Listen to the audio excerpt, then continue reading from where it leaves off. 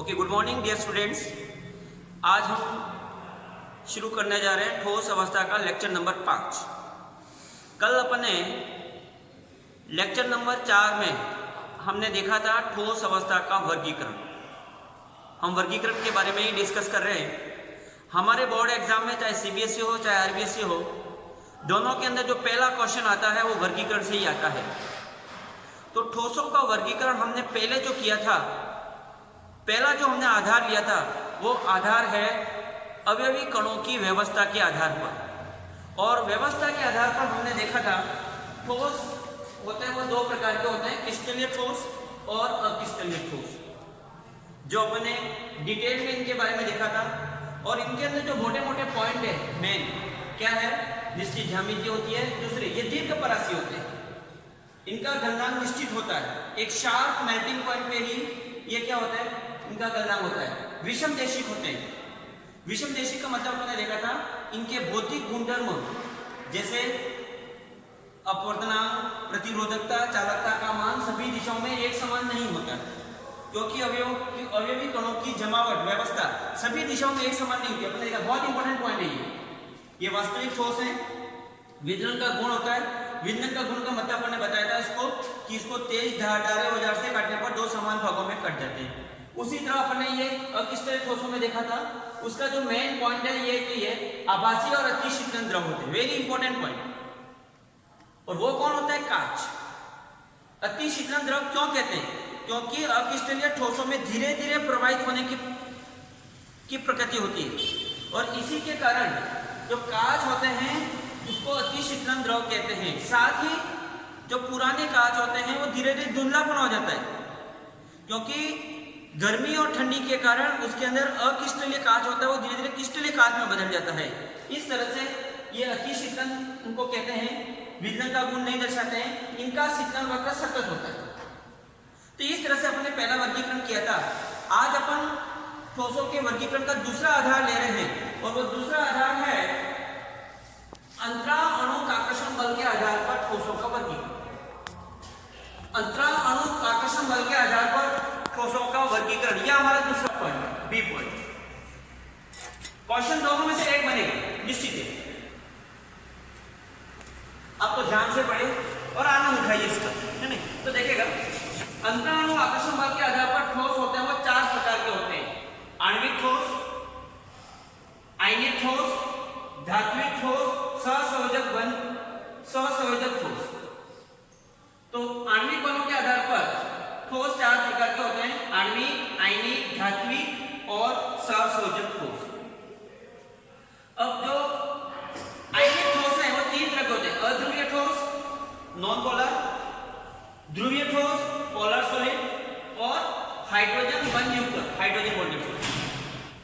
इसके अंदर हमें क्या देखना है, ठोसों के प्रकार, अवयवी कण। इस ठोसों के अंदर कॉन्स्टिट्यूशन पार्टिकल कौन है और इनके बीच में पाया जाने वाला आकर्षण बल, कौन सा आकर्षण बल काम कर रहा है, एग्जाम्पल कौन है, और इनके भौतिक गुणधर्म जैसे गलनांक, चालकता और प्रवृत्ति। इन सभी को ध्यान में रखते हुए हमारे बोर्ड में इसका क्वेश्चन बनता ही है। तो देखिएगा, पहले आणविक ठोस। आणविक ठोस में पहले देखते हैं अध्रुवीय ठोस, जिसके अंदर अवयवी कण अध्रुवीय कण होते हैं। अध्रुवीय कणों के बीच में लगने वाला जो बल होता है इसका नाम परिक्षेपण बल, लंदन बल, वांडावाल बल, जो भी बोलो। उदाहरण, अक्रिय गैस है helium, neon, argon, krypton, xenon. अध्रुवीय अणु जैसे CO2 है, आयोडीन है, कार्बन टेट्राक्लोराइड है, इन सभी के अंदर ये पाया जाता है। गलनांक इनका बहुत ही कम होता है। चालकता, ये विद्युत के कुचालक होते हैं, ये नर्म और क्या होते हैं, मुलायम। ऐसे ठोस का, ऐसे क्वेश्चन बोर्ड में कैसे आता है, ऐसे ठोस का नाम बताइए जिसमें परिक्षेपण बल पाया जाता है। तो आप क्या करोगे इसमें, अध्रुवीय ठोस। या अध्रुवीय अणुओं के बीच में कौन सा कण पाया जाता है, कौन सा बल पाया जाता है, आप बोलोगे सब परिक्षेपण बल। क्वेश्चन आगे से भी बन सकता है, पीछे से भी बन सकता है, आपको थोड़ा सा ध्यान देना। आगे हम पढ़ने जा रहे हैं ध्रुवीय ठोस। ध्रुवीय ठोस होते हैं वो ध्रुवीय कणों से मिलकर बने होते हैं। इसके अंदर द्विध्रुव द्विध्रुव आकर्षण बल पाया जाता है। द्विध्रुव द्विध्रुव, dipole dipole moment, attraction force. Example है SO2, HCl, H2S। गलनांक बहुत ही कम होता है इनका। चालकता, विद्युत के कुचालक होते हैं, ये भी नर्म और क्या होते हैं, मुलायम। इन दोनों में अंतर क्या है, देखिएगा इसमें अध्रुवीय कण है, ध्रुवीय कण है, ये एकदम ये क्या होता है ध्रुवल बंध है, परिक्षेपण बल इसमें से इससे थोड़ा प्रबल है, द्विध्रुव द्विध्रुव। इसके बाद हम ध्यान रखें हाइड्रोजन बंध युक्त, जिसमें हाइड्रोजन बंध पाया जाता है ऐसे अणु, हाइड्रोजन बंध युक्त कण जैसे HF, H2O, NH3 आदि ऐसे अणुओं के बीच में जो बंध पाया जाता है इसको कहते हैं, ऐसे ठोस को बोलते हैं हाइड्रोजन बंध युक्त ठोस।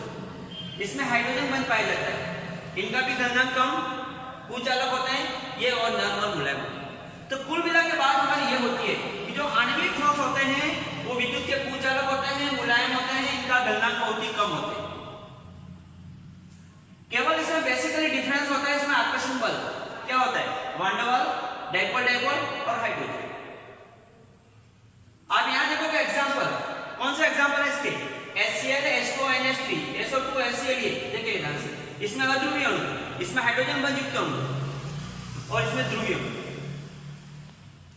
इसके बाद अपन लेते जा रहे हैं दूसरे नंबर का आयनिक ठोस। आयनिक ठोस जिसके अंदर अवयवी कौन कौन होते हैं, धन आयन और ऋण आयन। आकर्षण बल, गुलामी बल या बोलते हैं उसको स्थिर विद्युत आकर्षण बल। एग्जांपल सभी आयनिक यौगिक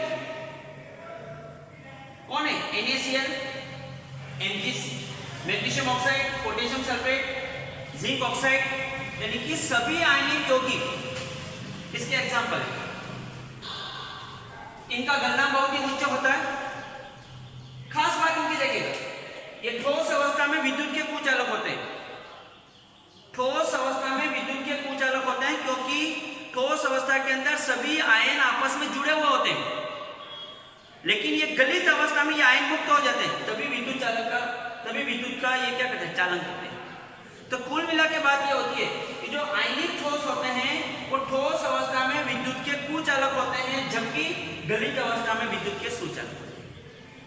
क्यों, इसका आंसर है क्योंकि ठोस अवस्था में सभी आयन आपस में जुड़े हुए होते हैं, जबकि गलित अवस्था में सभी आयन मुक्त अवस्था में आ जाते हैं। प्रकृति इनकी कठोर होते हैं और भंगुर होते हैं, आसानी से टूट जाते हैं। जैसे आपने देखिए चौक हमारी होती है, चौक कैसी होती है, ये चौक क्या है, कैल्शियम ऑक्साइड, ये क्या होता है, आयनिक ठोस। नेक्स्ट देखिए धात्विक ठोस। धात्विक ठोस अवयवी कण, धातु आयन व मुक्त इलेक्ट्रॉन, धातु आयन व इलेक्ट्रॉन, धातु आयन व इलेक्ट्रॉन। धात्विक बंध, धात्विक बंध में क्या होता है, कैसा होता है धात्विक बंध, ये इलेक्ट्रॉन का एक समुद्र है, इलेक्ट्रॉन है ये मुक्त इलेक्ट्रॉन, इसी मुक्त इलेक्ट्रॉन के अंदर ये धातु आयन ऐसे रहता है, इसको बोलते हैं धात्विक। एक धातु आयन के चारों बहुत से इलेक्ट्रॉन, गतिशील इलेक्ट्रॉन रहते हैं। सभी प्रकार के धातु, मोस्ट ऑफ धातु S ब्लॉक के अंदर पाए जाते हैं, D ब्लॉक के अंदर पाए जाते हैं, F ब्लॉक के अंदर, ये सभी धातु, कॉपर है, रुबिडियम है, आयरन है, गोल्ड है, सिल्वर है, मरकरी है, सोडियम है, पोटेशियम है, बहुत सारे जितने भी धातु हैं सभी S ब्लॉक के तत्व, सभी D ब्लॉक के सभी और F ब्लॉक के, B ब्लॉक के भी कुछ होते हैं। आगे देखिए गलनांक उच्च होता है, चालकता देखिएगा ठोस और गलित दोनों अवस्था में विद्युत के सुचालक। इन दोनों में अंतर देखें, ये क्या होते हैं, ठोस अवस्था में कुचालक, गलित अवस्था में सुचालक, जबकि ये क्या होते हैं, दोनों अवस्था में ये तन्य होते हैं, कठोर होते हैं, आघातवर्ती होते हैं। मान लो ऐसा क्वेश्चन है, एक ऐसा ठोस जो ठोस और गलित दोनों अवस्था में विद्युत का सुचालक होता है, ठोस और गलित दोनों अवस्था में विद्युत का सुचालक होता है, उसका नाम लिखिएगा, अपना बोलोगे